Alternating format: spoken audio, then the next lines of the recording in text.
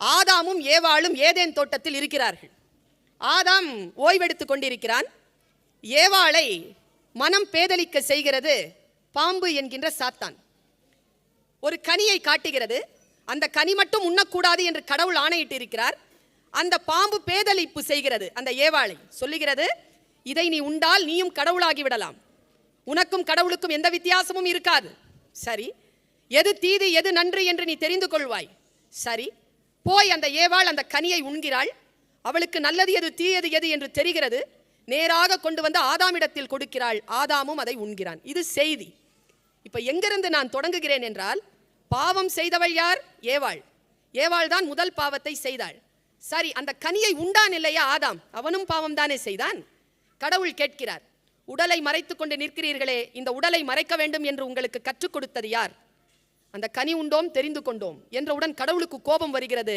நான் சொன்னதை மீறினீர்களா என்று கேட்கிறார். ஆமாம் என்கிறார்கள். ஆதாமிடத்தில் கேட்கிறார், நீ ஏன் இந்த தவறை செய்தாய்? ஆண்களுக்கு ஒரு குறிப்பு, நீ ஏன் இந்த தவறை செய்தாய் என்று ஆதாமிடத்தில் கேட்டவுடன் ஆதாம் சொன்ன பதில் என்ன தெரியுமா? நம்ம வீட்டில் எல்லா ஆம்பளைங்களும் சொல்ற அதே பதிலைத்தான் ஆதாமும் சொன்னான். என்ன சொன்னான் தெரியுமா? நீ கொடுத்தல்ல ஒரு பொம்பளை எனக்கு, அவ கொடுத்தா அதை சாப்பிட்டான்.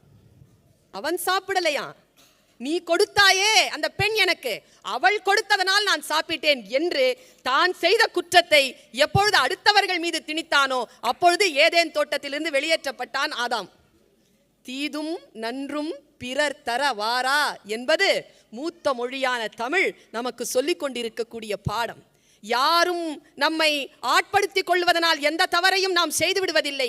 நாம் தான் நாம் செய்யும் தவறுக்கும் நாம் செய்யும் நன்மைக்கும் நாம் மட்டுமே காரணம் என்று சொல்லுகிறது அந்த முதுமொழி. பல நாட்களாக எனக்கு புரியாத ஒரு பாட்டுங்க, திருக்குறள்ங்க. அந்த முதல்ல திருக்குறளை நான் சொல்றேன், புரியவே இல்லை எனக்கு, புரிஞ்சாலும் ஏத்துக்க முடியல.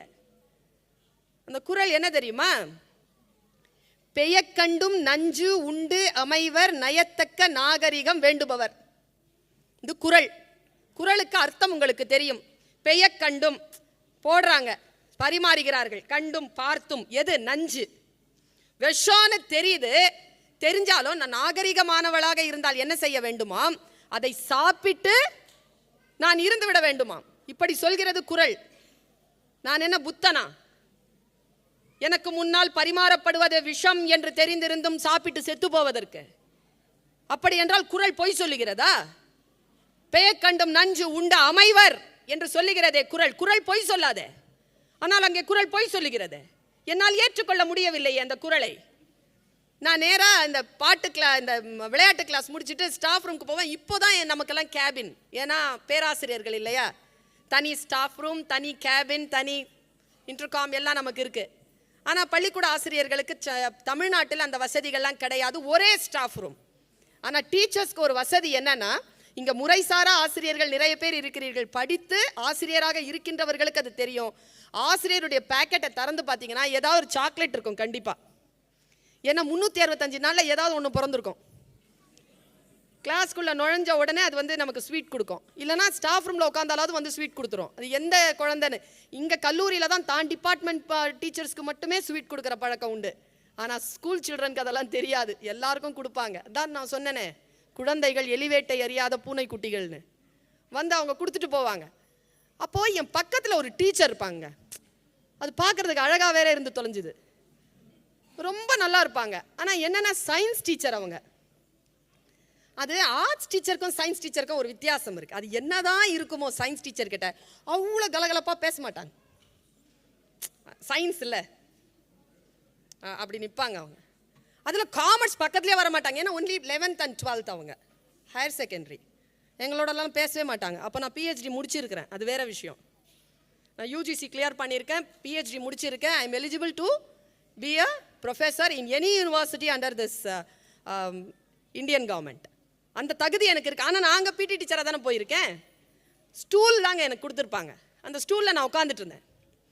குழந்தைகள் உள்ளே வரும், ஹாப்பி பர்த்டே மிஸ்ன்னு சொல்லி சாக்லேட் கொண்டு வரும், லைனாக கொடுக்கும் சாக்லேட். அப்போ என் பக்கத்தில் உட்காந்துருக்கிற அந்த அழகான சயின்ஸ் டீச்சர் சாக்லேட் வாங்க மாட்டாங்க. பா அப்படிம்பாங்க பாருங்க, திகில்னு இருக்கும் எனக்கு. குழந்தைகிட்ட எப்படி இப்படி பேசுகிறாங்கன்னு போ அப்படிம்பாங்களா. அந்த குழந்தை மிரண்டு அப்படி போவோம். நான் யோசித்தேன், இந்த அம்மா ஏன் சாக்லேட் எடுக்க மாட்டேன், அதுக்கு தான் வேணாம்ல, பக்கத்தில் நான் இருக்கேன்ல, எடுத்து எனக்காவது கொடுக்கலாம்ல, ஏன் இது இந்த மாதிரி செய்யுதுன்னு யோசிச்சுட்டே இருந்தேன். யூகேஜி கிளாஸ், மஞ்சுளான்னு ஒரு பொண்ணு என் கிளாஸில். நான் வந்தாலே பக்கத்தில் வந்து நின்றுடுவா. நான் தொட்டா அவளுக்கு பிடிக்கும், கிட்ட வந்து நிற்பா. அவகிட்ட கேட்டேன், மஞ்சுளா உனக்கு எப்படா பிறந்த நாள்? அவள் சொன்னா, எனக்கு வந்து இன்னும் 3 days இருக்குது மிஸ்னு. உனக்கு என்னடா வேணும் கிஃப்ட்டு தருவீங்களா மிஸ் அப்படின்னு. கண்டிப்பாக தரேன். என்ன? பார்பி டால் மிஸ்னு. நான் பார்பி டால் உனக்கு தரேன், ஆனால் நான் சொல்கிற ஒரு வேலையை நீ செய்யணும். என்ன மிஸ்? ஸ்டாஃப் ரூமில் என் பக்கத்தில் ஒரு டீச்சர் உட்காந்துருப்பாங்க, அவங்களுக்கு நீ சாக்லேட் கொடுத்துடணும். சாக்லேட் கொடுத்துட்டேன்னா உனக்கு கிஃப்ட்டு. Okay miss அப்படின்னுச்சு. 3 நாளுக்கு அப்புறமா மஞ்சுளா வந்ததுங்க, மஞ்சள் ட்ரெஸ்ஸில் தேவதை மாதிரி வந்து நின்னா. நேராக சாக்லேட் கொடுத்தா, ஸ்டாஃப் ரூமுக்கு வந்து கொடுன்னு. கிஃப்ட் மிஸ் வச்சிருக்கேன்னு. நேராக வேகமாக நான் மேலே போயிட்டேன். குழந்தை வராங்க, என்னை பார்த்தா, நான் கீழே பார்த்துட்டே இருந்தேன். மறுபடியும் என்னையே பார்த்து நிற்கிறா. நான் பக்கத்தில் டீச்சரை இப்படி கையை காட்டி விட்டேன், கண்ணாலேயே காட்டி விட்டேன். நேராக அவகிட்ட போய், மிஸ் ஹாப்பி பர்த்டே மிஸ்னா பாருங்க. அந்த அம்மா கோவம் வந்துருச்சுங்க. போ அப்படின்னுச்சு. அது என்ன பார்த்துதா, நான் நேராக பார்பி டாலை எடுத்து பார்த்தேன். அவ மிரட்சியில அந்த பார்பி டால் அவளுக்கு வேணும், ஆனால் இந்த அம்மா சாக்லேட் வாங்க மாட்டேங்குது. மிஸ் ஹாப்பி பர்த்டே மிஸ்னு போ சொன்னல. மறுபடியும் என்ன பார்க்குறா, நான் பார்பி டாலை பார்த்துட்டு இருக்கேன், நீ எப்படியாவது கொடுத்துரு பார்ப்போம். அவ கொஞ்சம் குழந்தைகளை பகச்சிக்க கூடாதுங்க. பெரியவங்களாவது மான மரியாதை பார்ப்போம். குழந்தைங்க அதற்கெல்லாம் தெரியாது, அதுக்கு ஓர்மை வந்துருச்சு, முடிஞ்சு போச்சு கதை. அப்படியே அது கண்ணீர் போகுதுங்க, கண்கள் எல்லாம் விரிந்த நிலையில் அந்த மஞ்சுளா சொல்கிறாள், மிஸ் ஹாப்பி பர்த்டே மிஸ் அப்படிங்கிறா. தெரியும் போ, நாங்கள் சாக்லேட் எடுத்துக்கோங்க மிஸ். வேண்டாம் போ. என்ன பார்க்குறா, நான் அவளை பார்க்கவே இல்லை, நான் பார்பி டாலை தான் பார்த்துட்டு இருக்கேன். நீ கொடுத்தனா உனக்கு பார்பி டால், கொடுக்கலன்னா உனக்கு கிடையாது, நீ கொடுத்துரு பார்ப்போம். அவள் கோவம் வந்துருச்சுங்க அவளுக்கு. பார்பி டால் கிடைக்காதுங்கிற நிலைமைக்கு வந்துட்டா அவ. கடைசியா பார்பி டால் கிடைக்கலனாலும் பரவாயில்ல, இந்த அம்மா ஏன் வாங்க மாட்டேங்குதுன்னு கேட்டுறணும்னு முடிவு பண்ணிருச்சுங்க. அது கடைசியா ஒரு கேள்வி கேட்டாங்க. அவ எடுத்துக்கோங்க மிஸ். வேண்டாங்கிறல்ல. குழந்தை திருப்பி கேட்டுச்சுங்க. யூகேஜி என்னங்க வயசு இருக்கும்? 4 வயசுங்க, 4-5 வயசு. ஏன் அப்படின்னுச்சுங்க. சாக்லேட் எடுத்துக்கோன்னு நான் சொல்றேன், நீ வேண்டாங்கிற, ஏன் அப்படின்னு. உடனே அந்த ஏன்ற கேள்வி அந்த டீச்சரை ரொம்ப உலுக்கிடுச்சு பாருங்க. ஏன்னா எழுந்திரிச்சிட்டாங்க அந்த அம்மா. ஏன்னா எனக்கு சுகர். அந்த அம்மா சொன்ன பதில் அதுக்கு திருப்பி அடிச்சா பாருங்க மஞ்சுளா, இதுவும் சுகர் தான் மிஸ், எடுத்துக்கோங்க மிஸ்னா. அப்போதாங்க எனக்கு இந்த குரல் புரிஞ்சுதுங்க. பாருங்க, சுகர் இருக்கிறவங்களுக்கு சுகர் நஞ்சு, தோல் வியாதி இருக்கிறவங்களுக்கு கத்தரிக்காய் நஞ்சு. கொஞ்சம் நினைச்சு பாருங்களேன், நோய் இருக்கின்றவர்களுக்கு சில உணவுப் பொருள்களே நஞ்சு.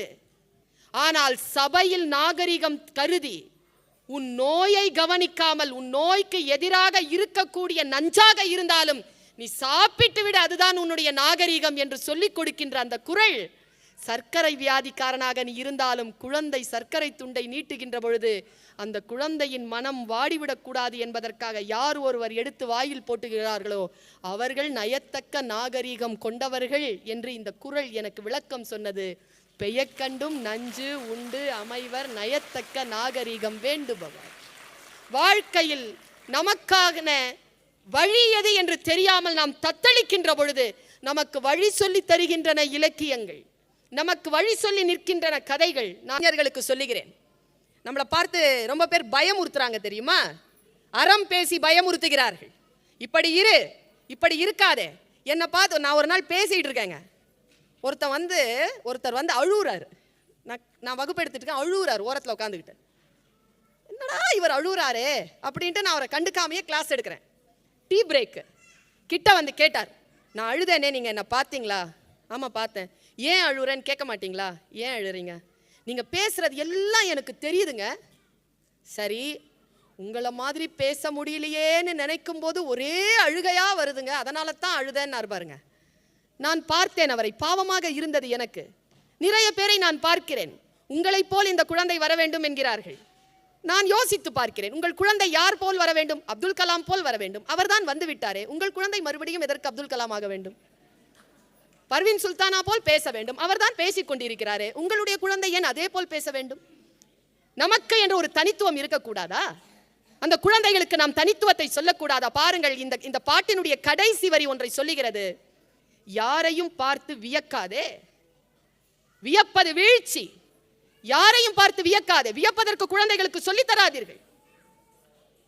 நாம் யாரை பார்த்து வியக்கிறோமோ அவர்கள் வளர்ந்து கொண்டே இருப்பார்களே தவிர வேடிக்கை பார்க்கின்றவர்கள் கீழே தான் நிற்பார்கள் என்கின்ற அறத்தை இந்த பாட்டு சொல்லி முடிக்கிறது. பாருங்கள், பெரியோரை வியத்தலும் இளமே, சிறியோரை இகழ்தல் அதனினும் இளமே என்று சொல்லி முடித்தான் கணியன் பூங்குன்றன். யோசித்து பார்த்தால் யாரையும் கண்டு வியக்காமல் இருப்பது, பெரியோர்களை வியக்காமல் இருப்பது, அதற்கு நச்சினார்க்கினியர் இப்படி பதில் சொல்லுவார். உரை எழுதுகின்ற பொழுது அவர் எழுதுவார், பெரியோர்கள் வியப்பதற்காக பெரியவர்களாக இருப்பதில்லை என்று எழுதுவார். மக்களை நாம் புரிந்து கொள்ள வேண்டும் என்று சொல்லப்படுகின்ற ஒரு மாபெரும் உண்மை ஞானம் பொதிந்திருக்கக்கூடிய தமிழ் நமக்கு பாடம் சொல்கிறது. அகம் புறம் என்கின்ற பாடத்தை நமக்கு சொல்லி நிற்கிறது. அது அக வாழ்க்கையில் எப்படி இருக்க வேண்டும்? அன்பு சார்ந்த அகம், அறம் சார்ந்த புறம். இது இரண்டு தான் தமிழர்களுடைய பண்பாடு என்பது அகமும் புறமும் சார்ந்தது என்பதனை சொல்லி நிற்கிறது தமிழ் இலக்கியங்கள். நான் ஆசிரியர்களுக்கு சொல்லுகிறேன், தயவு செய்து நீங்கள் குழந்தைகளுக்கு தமிழ் மொழியை மட்டும் சொல்லிக் கொடுக்காமல் தமிழ் இலக்கியத்தையும் சேர்த்து சொல்லிக் கொடுங்கள். தமிழ் இலக்கியத்தை யார் ஒருவர் கையில் எடுத்துக்கொள்கிறார்களோ வாழ்க்கையில் தவறுதல் வருகின்ற நேரத்தில் தன்னைத்தாங்கே தூக்கி பிடித்துக் கொள்ளக்கூடிய வாய்ப்பாக அந்த இலக்கிய சொற்கள் நமக்கு பாடம் சொல்லும் என்பதற்காக சொல்லுகிறேன். நீங்கள் உங்கள் பிள்ளைகளுக்கு தமிழ் இலக்கியத்தை சொல்லிக் கொடுங்கள். பாடல்களை அறிமுகப்படுத்துங்கள். சாதாரணமான பாடல்கள் தான். எனக்கு சில பாடல்களை படிக்கின்ற பொழுது கேள்விகள் வரும். இந்த கேள்விக்கு பதில்களை தேடி நோட்ஸை தேடி கோனார் உரைகளை தேடி உரைநடைகளை தேடி போனாலும் பதில் கிடைக்காது. யாதும் ஊரே யாவரும் கேளீர் என்று ஆரம்பிக்கக்கூடிய அந்த பாட்டு தீதும் நன்றும் பிறர் தர வாரா என்று சொல்கிறது. தீமையும் சரி நல்லதும் சரி மற்றவர்களால் வராது என்று பேசுகிறது. வீட்டிலே பெற்றோர்களை அம்மா அப்பா என்று அழைத்து பழகக்கூடிய குழந்தைகள் அந்த குழந்தைகளுடைய பெற்றோர்களை ஒரு காலமும் முதியோர் இல்லத்திற்கு அனுப்புவதில்லை என்கின்ற அடிப்படையான ஒரு பேருண்மையை நீங்கள் புரிந்து கொள்ளுங்கள். தமிழிலே பேச பழகுவதும், தமிழிலே வாழ்வதும், தமிழிலே உறவாடுவதும், தமிழிலே உண்பதும் நம்முடைய கலாச்சாரத்தை நாம் தக்க வைத்துக் கொள்வதற்கான அடிப்படையில் மிக மிக முக்கியமான கவனமான ஒரு விஷயமாக நான் கருதுகிறேன். உங்களுக்கு தெரியாதது இல்லை, தமிழ் நமக்கு பாடம் சொல்கிறது. உலகமெல்லாம் போகிறேன் நான். எத்தனையோ கார்ப்பரேட்ஸ், எத்தனையோ மல்டிநேஷனல் கம்பெனிஸ், அங்கே எல்லாம் போய் மோட்டிவேஷன், உற்சாகம் ஊட்டுகின்ற பேச்சை எல்லாம் பேசுவதற்கான வாய்ப்பு தமிழ் எனக்கு தந்திருக்கிறது. உலகத்தில் இருக்கக்கூடிய அத்தனை நூல்களை படித்தாலும் கிடைத்துவிட முடியாத சாரம்சம் கொண்ட பல விஷயங்கள் தமிழிலே கொட்டி கிடக்கிறது. அடிப்படையில் ஒரு சிறிய பாடலை நான் சொல்லுகிறேன். ரொம்ப சாதாரண பாட்டு, எல்லாருக்குமே தெரிந்த பாட்டு தான். யாதும் ஊரே யாவரும் கேளீர், கேள்விப்பட்டிருப்பீர்கள். அது ஒரு சங்கப்பாட்டு, புறநானூரிலே வருகிறது. கணியன் பூங்குன்றனார் என்கின்ற மனிதர் அதை எழுதியிருக்கிறார். ஒன்றும் இல்லைங்க, உங்களுடைய வீடுகளில் நீங்கள் எப்படி கீதாச்சாரத்தை எழுதி வைத்திருக்கிறீர்களோ அப்படி இந்த பாடலை எழுதி போடுங்கள். ஏன் தெரியுமா? ஒவ்வொரு வரியும் நமக்கு பாடம் சொல்லுகிறது. நான் இந்த குழந்தைகளை பார்க்கின்ற பொழுது நான் சின்ன வயசுல செஞ்ச ஒரு வேலை எனக்கு ஞாபகம் வந்தது. உண்மையாவே எனக்கு பொய் சொல்ல தெரியாது. தெரிஞ்சுக்கிட்டு சொல்லாம இருக்கிறது தான் சிறப்பு. தெரியாம இருக்கிறது ஒன்றும் சிறப்பு கிடையாது. தெரியாது, பொய் சொல்ல தெரியாது. எங்க வீட்டில் ஃபோன் இருந்தது. இந்த தெருவுக்கே எங்க வீட்டில் தான் ஃபோன் இருந்தது. அதனால ஃபோன்கார வீடுன்னே சொல்லுவாங்க. எங்க வீட்டை ஃபோன் வரும், எடுத்து அந்த தொலைபேசியை காதல வச்ச உடனே அப்பாவுடைய இன்ஸ்ட்ரக்ஷன் என்னன்னா, அப்பாவை யாராவது ஃபோன் பண்ணாங்கன்னா நாம கேட்கணும் யார் பேசுறது அப்படின்னு. உடனே அவங்க சொல்லுவாங்க யார் பேசுறதுன்னு. இப்போ அப்துல் காதர் பேசுறாருன்னா அப்துல் காதர் அங்கிளா அப்படின்னு சத்தமா கேட்கணும். ஏன்னா ஸ்பீக்கர் கிடையாது. அப்போதான் அப்பா சொல்ற அந்த இன்ஸ்ட்ரக்ஷன் படி நம்ம பதில் சொல்லணும். ஒரு நாள் எனக்கு ஃபோன் வந்தது. அந்த ஃபோனை நான் தான் எடுத்தேன். எடுத்த உடனே அப்பா இருக்காராமா அப்படின்னு ஃபோன். அப்போது அப்பா சொல்லி கொடுத்த மாதிரியே திருப்பி கேட்குறேன், நீங்கள் யார் பேசுகிறது அங்கிள்? நான் கஃபூர் பேசுகிறேம்மா. ஓ கஃபூர் அங்கிளா அப்படின்னு நான் கேட்டேன். அப்பா முன்னால் இருந்து சொன்னார், இல்லைன்னு சொல்லுங்கிறாரு. நான் கஃபூர் அங்கிள் அப்பா இல்லைன்னு சொல்றாருன்னு சொல்லிட்டேன். அதனால் அடி வாங்கினங்கிறது வேற. குழந்தைகளுக்கு பொய் சொல்ல தெரியாது. அவர்கள் எலிவேட்டை தெரியாத பூனைக்குட்டிகள். நம் வீட்டிலே குழந்தைகள் இருக்கிறார்கள் என்று சொன்னால் நாம் அவர்களுக்கு எதையேனும் கற்றுக் கொடுத்து விட வேண்டும் என்று துடிப்பதை நான் பார்த்திருக்கிறேன். அவர்கள் நாம் கற்றுக் கொடுப்பதற்கான வாய்ப்பு இல்லை. இறைவன் நாம் கற்றுக்கொள்வதற்காக நம் வீட்டிலே நமக்கு கொடுத்திருக்கக்கூடிய வாய்ப்பு தான் நம் குழந்தைகள் என்பதனை மனதிலே இருத்தி வைத்துக் கொள்ள வேண்டும் என்கின்ற முன்னுரையோடு ஒரு சில வார்த்தைகள். தமிழ் எனக்கு பிடிக்கும். எனக்கு பிடிக்கும் என்பதனை இந்த உலகத்திற்கு தெரியும். ஏன் தமிழ் எனக்கு பிடிக்கும் தெரியுமா? எல்லா மொழிகளுக்கும் உயர்வு உண்டு. தமிழுக்கு சிறப்பான உயர்வுகள் பல உண்டு. தமிழ் மொழியை சிறப்பான செம்மொழியாக 2004ஆம் ஆண்டு தான் அறிவித்தார்கள். 2004ஆம் ஆண்டு செம்மொழி தகுதியை பெற்ற தமிழ் மொழி 1000 ஆண்டுகள் பேசப்பட்டிருக்கிறது. 1000 ஆண்டுகளுக்கான தரவுகள் அதிலே இருக்கிறது என்கின்ற காரணத்திற்காகவே செம்மொழி என்கின்ற தகுதியை அது பெற்றது. ஆனால் உண்மையில் பார்த்தால் இன்னும் ஒரு 1000 அல்ல, 2000 அல்ல, 3000 அல்ல, 4000 ஆண்டுகளுக்கு முன்னமேயே அந்த தகுதியை பெற்றுவிட்டது நம்முடைய செந்தமிழ். தமிழனுடைய பாரம்பரியம் மிக பெரியது. இந்த முகவரி இருக்கிறதே, அந்த முகவரி தமிழர்களுக்கு தமிழ்தான். எகிப்தியர்களுக்கு என்ன முகவரி தெரியுமா? அவர்கள் தன்னுடைய பாரம்பரியத்தை எதை வைத்து சொல்கிறார்கள் தெரியுமா? அவர்கள் மம்மீஸ் என்கின்ற அந்த பிணங்களை வைத்துக்கொண்டு தன் வரலாறை சொல்லுகிறார்கள். எகிப்தியர்கள் 5000 வருடத்திற்கு முன்பாக வாழ்ந்த மனிதர்களுடைய பிணங்களை வைத்துக்கொண்டு வரலாறு சொல்லுகின்றவர்கள் எகிப்தியர்கள்.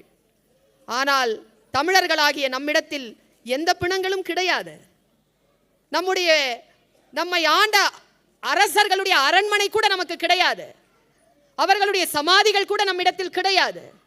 எதையுமே நாம் சேர்த்து வைத்துக்கொண்டு வரலாறை சொல்லுவதவர்கள் இல்லை. தமிழர்களுடைய வரலாறு என்ன தெரியுமா? தமிழ்தான் தமிழர்களுடைய வரலாறு.